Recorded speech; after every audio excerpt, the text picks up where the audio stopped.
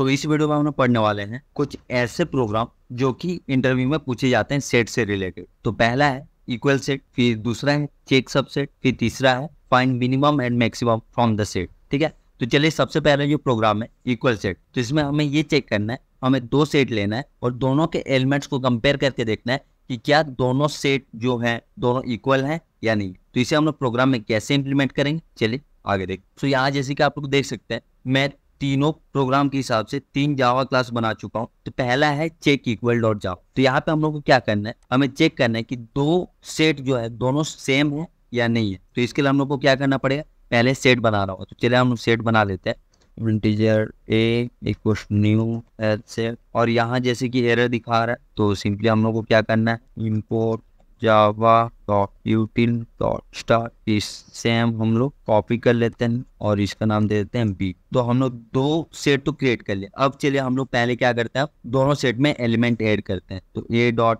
Add 1, A dot add 2, A dot add 3, ये तो हो गया। अब चलिए सेकंड सेट में भी एलिमेंट ऐड कर लेते हैं। बी डॉट एड, यहाँ हम लोग क्या करते हैं, पहले 3 एंटर करते हैं, फिर बी डॉट एड 2, फिर बी डॉट एड 1। अब हम लोग दोनों सेट में 3 एलिमेंट तो ऐड कर दिए। अब हमें क्या करना है, चेक करना है कि क्या दोनों सेट सेम है, इक्वल है या नहीं है। तो इसके लिए हम लोग क्या करेंगे, बुलियन एक वेरिएबल बना लेंगे, is equals to A dot equals B. ठीक है, अगर ये दोनों इक्वल होंगे तो ये रिटर्न करेगा ट्रू, अगर ये दोनों इक्वल नहीं होंगे तो ये रिटर्न करेगा फॉल्स। चलिए हम लोग क्या करते हैं, system dot out dot println, यहाँ हम लोग प्रिंट करवा देंगे इज इक्वल। ठीक है, अब चलिए हम लोग सिंपली रन करते हैं program, run is Java application. अब यहाँ अगर आप लोग देखें तो दोनों इक्वल है, जिसकी वजह से ये यहाँ पे ट्रू शो कर रहा है। लेट्स सपोज कि यहाँ पे मैं 2 के प्लेस में मैं कर देता हूँ 4। ठीक है, अब रन करके देखते हैं जावा एप्लीकेशन। अब देखिए अब यहाँ पे फॉल्स। तो इससे हमें क्या पता चल रहा है कि ये जो सेट है ये सेट के एलिमेंट्स को, मतलब सेट 1 के एलिमेंट को सेट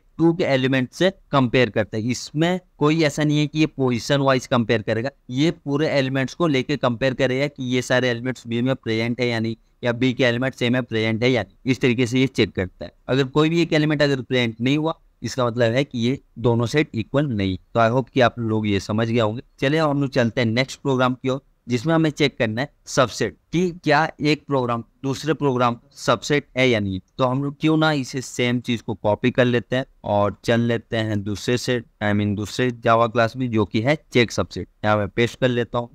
अब जैसे कि हमें सबसेट चेक करना है तो हम लोग क्या करते हैं, बी से कुछ एलिमेंट्स हटा देते हैं। अब बी का क्या है, बी का 2 एलिमेंट है और ए में हमारे पास 3 एलिमेंट है। तो हमें चेक करना है, अगर हम लोग नॉर्मली देखें तो हाँ ये तो हमें पता चल रहा है कि बी जो है ए का सबसेट है, बट प्रोग्रामेटिकली इसे हम लोग कैसे सॉल्व करेंगे। इसे सॉल्व करने के लिए चलिए फिर दोबारा से हम लोग क्या करेंगे, बुलियन वैल्यू बना लेंगे, is subset equals to A dot contents all B. अगर ये रिटर्न कर देगा ट्रू तो इसका मतलब है कि हाँ जो बी है ये सबसेट है ए का।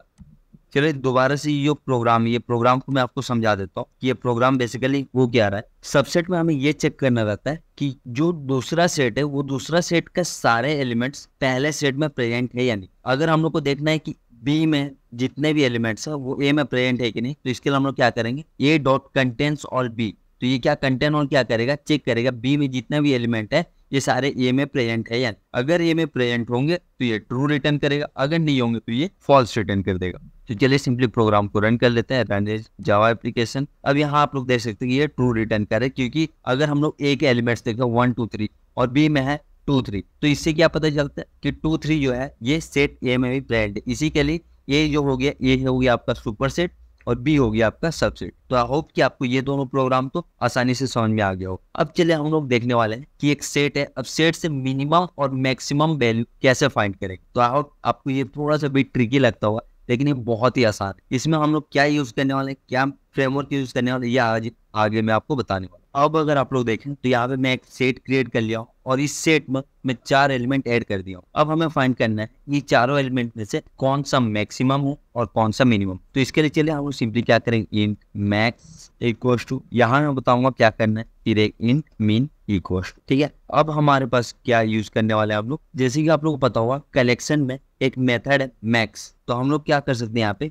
कलेक्शन डॉट मैक्स, और मैक्स किसका फाइंड करेगा, ये जो सेट ए है इसका मैक्स फाइंड कर लेगा, और फिर सिंपली हम लोग क्या कर लेंगे यहाँ पे कलेक्शन डॉट मीन। अब ये क्या मैक्स और मीन दोनों का फाइंड कर लेगा, और ये दोनों एक एक वेरिएबल में स्टोर कर लेगा। अब वेरिएबल में स्टोर करने के बाद हम लोग सिंपली क्या कर सकते हैं प्रिंट कर सकते हैं। प्रिंट करने के लिए system dot out dot println, यहाँ हम लोग प्रिंट कर देते हैं मैक्सिमम मिनिमम, और ये हो गया अपना प्रोग्राम है। क्या आपको पता था कि हम इतने आसानी से, इतने कॉम्प्लेक्स जो आपको लग रहा होगा प्रोग्राम, इतने आसानी से कर सकते हैं। तो हम लोग बहुत ही आसानी से कलेक्शन यूज करके हम लोग मिनिमम और मैक्सिमम एक सेट का फाइंड कर सकते हैं। अब चलिए सिंपली मैं इस प्रोग्राम को रन कर लेता हूँ, रन इस जावा एप्लीकेशन। अब यहाँ आप लोग देख सकते हैं कि जो मैक्सिमम वैल्यू है 51 और मिनिमम वैल्यू है 23। ये कितने आसानी से बस 2 लाइन जो है ये यूज किए और हम लोग minimum and maximum find out कर लिए। तो ये वाकई में बहुत ही आसान है। तो आई होप कि आपको ये जो है तीनों प्रोग्राम बहुत ही आसानी से समझ में आ गया। अगर समझ में आ गया हो